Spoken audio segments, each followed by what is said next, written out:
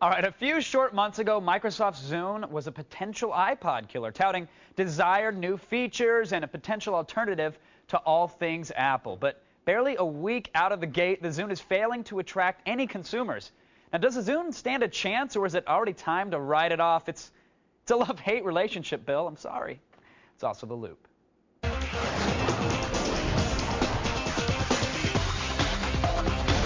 Joining us tonight from San Francisco, Wired Magazine products editor Mark McCluskey, and from Los Angeles, editor-in-chief of IGN.com's Gear Channel, Jerry Block. Welcome to The Loop, gentlemen. Hey, nice to be here. Jerry, let me start with you. Why did the Zune have such a lackluster launch? I saw billboards everywhere. All the cool kids were yakking about it. It seemed like the tech community was actually behind this product. What happened?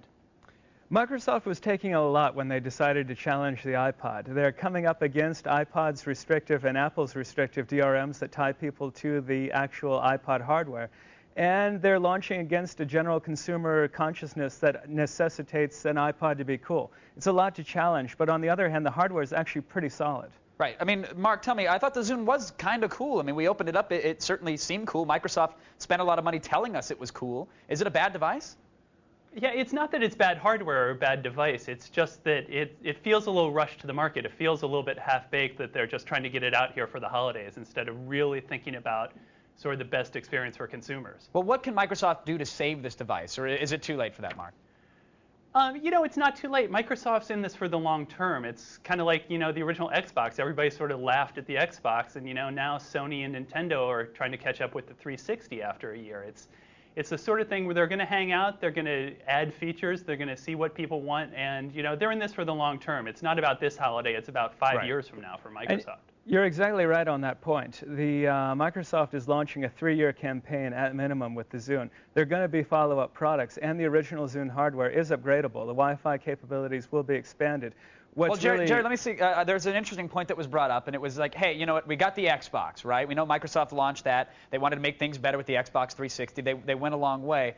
Now, looking at the feature set of the Zune, yeah, I'm sure the Zune 2 will be awesome, but just like Sony and Nintendo kind of poached the idea of an online marketplace, won't Apple just implement the Zune's best features in the iPod and make this device a moot point? It'll really depend. As soon as Apple decides to pull out a touchscreen iPod, they'll blow the current Zune out of the water.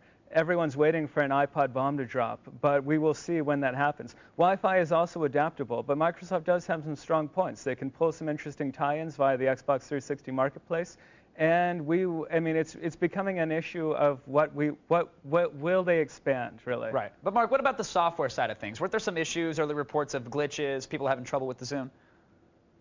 You know, there have been some that's to be expected. I mean, I think the upgradability is a big key here. And, you know, out of the box, everybody picks it up. It's like, hey, great, Wi-Fi. Why can't I download songs, you know, at a hotspot? Right. And you're going to be able to. You know, that's coming. It's not that it sort of sits there statically. So, well, what about the download service itself, Mark? How does the Zune marketplace compare with something like an iTunes or even a Napster or a Rhapsody?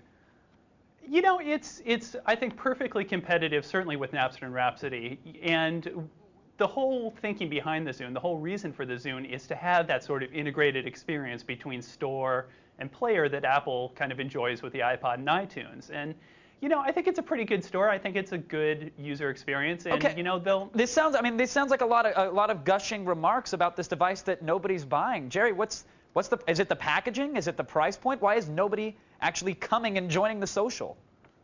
I think a lot of it has to do with the fact that a lot of people have music libraries that they've paid for tied to the iPod and iTunes. The DRMs restrict them to an iPod only, which is a huge barrier to jump over. If you've invested money in an iTunes library, you are shackled to your iPod forever, or at least until you pull some tricks to get rid of it.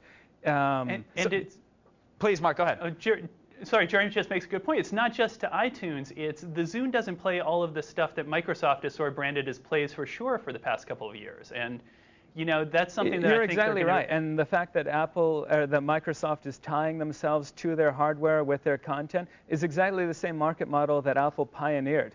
We wish that they had really pioneered some ways to free ourselves from DRM restrictions, but nevertheless, they're playing the same game. It's exactly interesting. Microsoft going up against a company who has a bit of a monopoly, and it's hurting them. Wow, perhaps a taste of their own medicine. I kind of like that. Thanks to Mark and Jerry for keeping us in the loop. I appreciate it.